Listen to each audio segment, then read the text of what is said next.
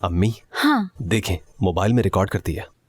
छोटी मैडम सोने से पहले अपने मामू को सुन लेंगी। अरे शुक्रिया बेटा। बहुत शुक्रिया आपका। कोई बात नहीं। मामू, आप वकील बनने जा रहे हैं? इंशाल्लाह मेरी जान। क्या मैं भी वकील बनूंगी? जरूर, अगर चाहो तो बन सकती हो।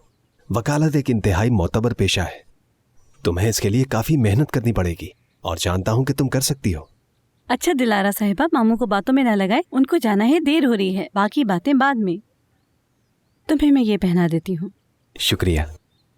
माशाअल्लाह, कितने प्यारे लग रहे हो। ऐसा लग रहा है ये बनाया ही तुम्हारे लिए गया था। अब जाओ और अपना बहुत ध्यान रखना, ठीक है? तुम ये सब डिजर्व करते हो। ठीक है अम्मी।